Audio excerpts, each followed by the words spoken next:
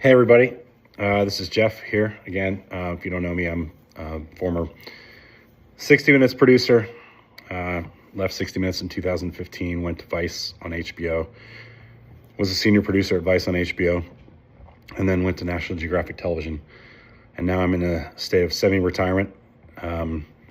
Worked on 2 movies the last 2 years, one of which is on the short list for the Oscars this year. So I'm kind of still in the business, but trying really hard not to be. Anyways, my last video I posted, you guys had told me that you thought you wanted me to handle a couple of topics that I was interested in doing. One was the Kamala Harris debacle with 60 Minutes. If you guys might remember that, the Trump administration sued CBS 60 Minutes for what they said were deceptive editing techniques in the interview with Kamala Harris in a 60 Minutes special last year before the elections. I think it's interesting to note that Trump had an opportunity to sit down with 60 Minutes, just as the same as Kamala did, and chose not to. Didn't want to talk to 60 Minutes before the election, I guess. And it was his choice. He did that. It's hardly anybody's trying to not be fair if you're planning on giving both sides equal time. That's the first argument legally. But let's forget about that and go straight to the most important part, which is 60 Minutes and how they edited the interviews. So I can tell you how it works. Every interview you do is transcribed. It's done, it's transcribed. Some of them with important people last a long time. Some of them last an hour, 2 hours. You can ask a very simple question and the person you're talking to, whether it's a candidate or a soldier or a movie star or whatever, that simple question could be, 5 or 10 minute answer because they're having a conversation with you and you don't want to cut them off. And we're not looking for sound bites at 60 Minutes. What they're looking for is conversations. People will say it's an interview and we'd like to try to refer to it more as a conversation. We want to sit down and have a conversation with you. And it's just much more free flowing that way. I mean, there's lights in the room and there's cameras everywhere and all that kind of stuff. It takes a couple hours to set up for one of those. And you're sitting on a chair that's probably not the most comfortable in the world. You're sitting about 8 feet away from somebody else who's, talking to you about stuff. But honestly, after a while, it's easier to do because the cameras are pretty far away and you can become much more intimate with the person interviewing you. And it becomes much more of a free flow conversation. In this case, Kamala was answering a question, and 60 Minutes, what they do is when the interview is done and the story is ready to air, they make a tease. They create a tease. And that tease is, 15 seconds or something like that. It's like not long. It's the kind of tease that you see on Sunday Night Football when they're just getting ready to cut to 60 Minutes at the end of the game. You'll see that little thing tonight on 60 Minutes. That's the tease. And usually you'll hear a bit of a question from the interviewer, Leslie Stahl or Scott Pelley or somebody, and then you'll hear an answer. And now it's only 15 seconds. Now, when you go to the interview, you could see the same question. And in the story itself, it could say something completely different.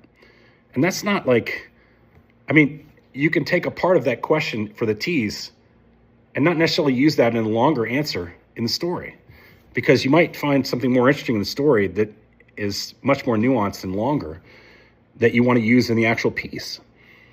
So you could have 2 different sentences from the same answer, is what I'm saying. You could have 2 different paragraphs from the same answer.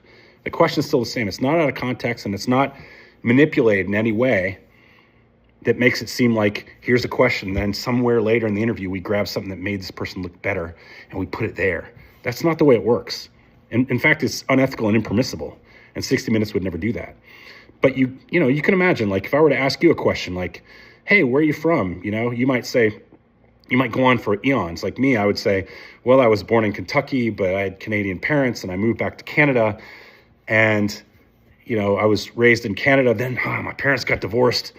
And then I moved back to Kentucky with my father and went to college there. And man, after that, it was everywhere. I was in Los Angeles. I was in Prague. I was back in Kentucky. I moved to New York, and here I am in Virginia. But really, I've always deep down considered myself Canadian. And you can see in a story like that, where you have 15 minutes and you've done a 2-hour interview, you might say, the question might be, where are you from? And, the tease might say, well, I've always considered myself Canadian. But the rest of the piece, when the piece airs, could say everything above that because you have more time. And that's how it works. And he sued them for $10 billion for that, because it's not about accuracy or truth. It's about keeping the media on the defensive all the time. It's something Newt Gingrich, used to do back in the day. Attack the media so they can't attack you. It's in his book that he wrote, First 100 Days or whatever it was. I read it back in 93. I mean, this is Trump's plan. Push, push, push. Attack, attack, attack all the time. Be relentless about it. Sue them, especially now, because you have all the resources of the federal government behind you suing a company. In this case, the lawsuit was useful to him. It wasn't about money. In this case, the lawsuit was about, CBS was in the process of doing a merger with Skydance. Paramount was. And one of the shareholders, I'll leave her name out of this because I can't stand her, she was in a position to make billions of dollars for this merger to go through. And Trump was going to hold it up. And, and they said as much. They could hold the merger up, and this merger could be delayed for 4 years. He's still in office. And so a lot of people wanted to make the merger go through. They got the lawyers on the phone, and the lawyers made the deal, settled for $16 million or something like that. Future considerations. Sorry, that's my dog pounding on the door. George, get over here. Crazy Springer Spaniel's trying to get out of the house. And so you have this situation where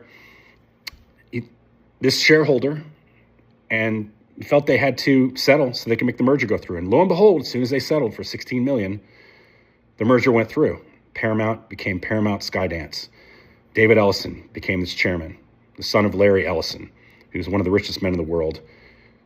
And like I've said before, owns an island on Hawaii, 98% of an island, 87,000 acres. This is real money. And these people wanted to make this merger happen, so they did. And what did it mean? It meant that Trump could now say, well, if I wasn't right, why would you have settled? Why would you have settled? And in fact, the 60 Minutes teams that were working on this story and all the 60 Minutes staff did not want to settle. They wanted to go to court because they were right. And it wasn't a lawsuit they were going to lose. It was a ridiculous, frivolous lawsuit. But as I've heard, 60 Minutes was actually on a conference call with the Paramount Skydance people after the merger. And they basically said, listen, it's business nowadays. Nowadays, sometimes you just have to take the path of least resistance to make things work. Sure, that's easy to say when you're a business, but 60 Minutes isn't a business. It's a fucking news organization. And they shouldn't have settled. And the people who are running this company don't know that now. Everything's business with them. Everything's about money. And at the expense of the reputation of 60 Minutes, they sold out 60 Minutes. Now, that's been well documented and everything.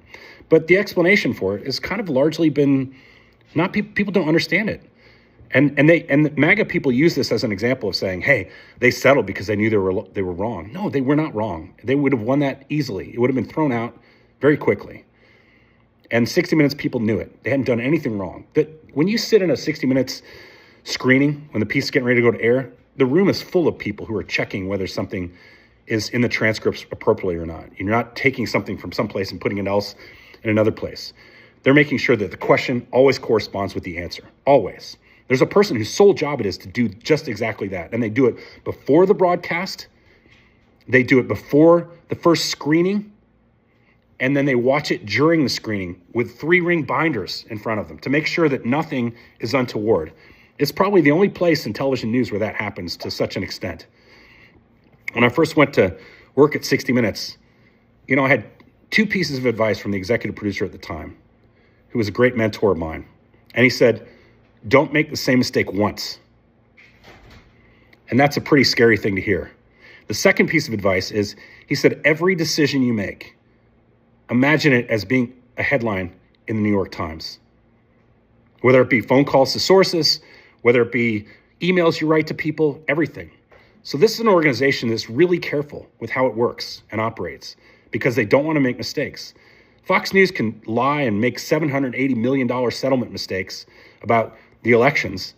And the next day, the same MAGA people will follow Fox like they're the first coming, second coming, and third coming of Christ. But if 60 Minutes makes a mistake, it's going to be all over the globe. as you're seeing now. 60 Minutes with this situation with Sharon Alfonsi's story on CCOT, the El Salvadorian prison, which they went down and visited, and Bari Weiss, this non-broadcast editor-in-chief of CBS News that these folks at Skydance put in place. She has no broadcast experience. She pulled the piece, and it's torching the reputation of 60 Minutes. There were no errors in the story. So this is how easy it unravels. Accusations, it's fine. You can deal with that. But your lawyer's not backing you up because they want to make a deal go through. That harmed a 58-year institution immeasurably. So that's how the Kamala Harris thing went down, and that's how it affected CBS's News's acquisition, and that's how it's all bullshit. Don't trust a thing Trump says when it comes to lawsuits like this. He's always got something up his sleeve. He's always leveraging something. And it really harms 60 Minutes and its reputation. And by no fault of the people at 60 Minutes.